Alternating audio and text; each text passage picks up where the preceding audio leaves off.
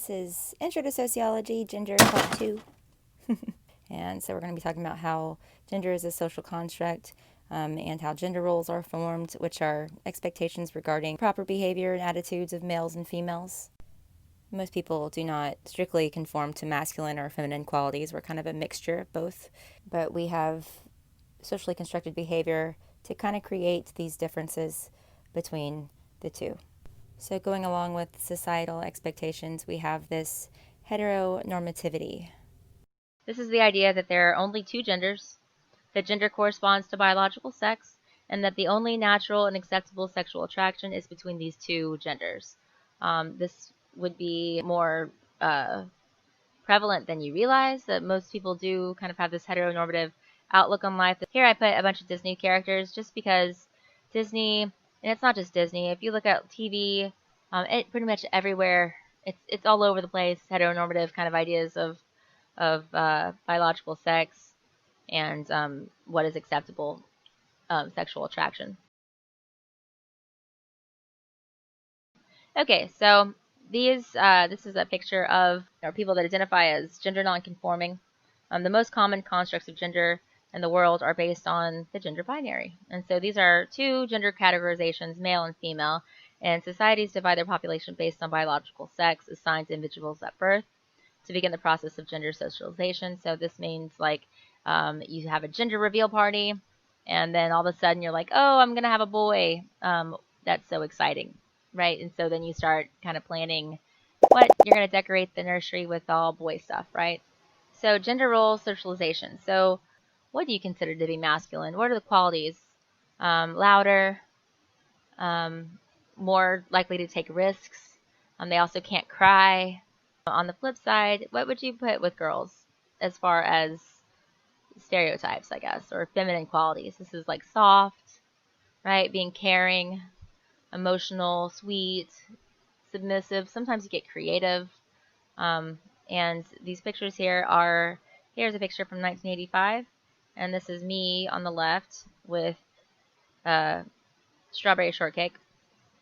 And this is my husband, same year, with a guitar. And so it's very obvious to me that we were handed these things as children, and socialized into different roles. And then here we are in 2015. And so this is, look, I'm still holding a baby. Only it's not Berry this time. This is Brody. And he still has a guitar. So, I kind of wonder, what if they had handed me the guitar instead of the Berry? Maybe my guitar skills would be much better by now. Yeah, so I'm just going to blame my parents for that one. Obviously, you probably had a parent. Think about some of the things they might have pushed on you according to your gender. What do they assume that you would like and what you wouldn't like? And how has that manifested in your life now? Would be a really interesting thing to know.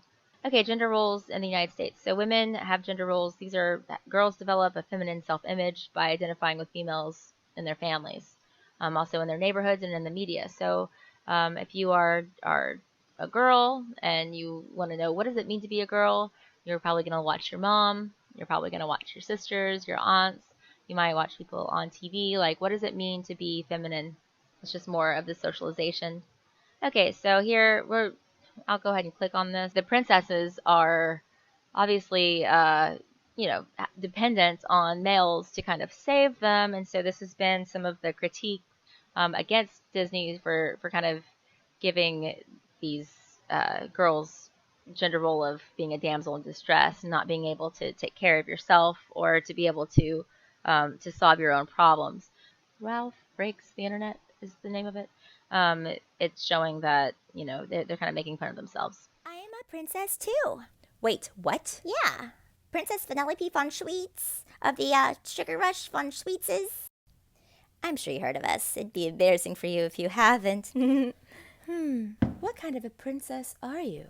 What kind? Do you have magic hair? No. Magic hands? No. Do animals talk to you? No. Were you poisoned? No. Cursed? No. Kidnapped or enslaved? No. Are you guys in trouble? Should I call the police? Then I have to assume you made a deal with an underwater sea witch where she took your voice in exchange for a pair of human legs? No. Good Lord. Who would do that? Have you ever had true love's kiss? Ew, barf. Do you have daddy issues? I don't even have a mom. Neither do we. And now for the $1,000,000 question. Do people assume all your problems got solved because a big, strong man showed up? Yes. What is up with that? She is a princess. Okay, so for men, it's as you can probably guess, attitudes towards parenting have changed. So before, it would be really odd for males to be feminine. They considered caretaking children was a feminine quality.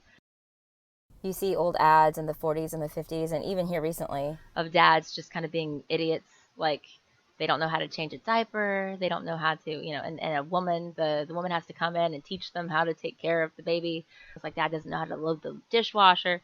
And so this was kind of this idea that men don't do this kind of work, but the attitudes towards men being involved in the care of their children is changing. There's definitely been a significant rise in the amount of single dads and also dads who stay at home with their children while their wives go to work. And with men, there is a lot of gender policing still. So if a male doesn't conform to what is socially constructed for males or for masculine behavior, they can be shamed, called a sissy, or you hit like a girl. There are definitely other derogatory terms that are used towards men who don't fit or conform to these ideas, but I won't use those here. And if you can't express yourself or express your emotions, we found that this can actually lead to psychological problems for males later on in life. If you look at this comic, it's about to come up. It's basically a dad saying, now be a brave little boy and don't cry.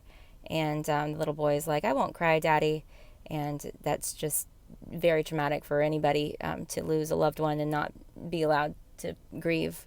Which brings us to toxic masculinity, which is suppressing your emotions, maintaining the appearance that you're hard, and also using violence as an indicator for power, so like intimidating through violence. And so this is seen as toxic, not just for the individual, but also for society. So you can see throughout this video that gender roles are socialized and they're given to us, not always based on our preferences, but also stuff that we've learned in trying to construct our own identities. So next time we're going to cover the sociological perspectives on gender, and that will be in the third video. See you there.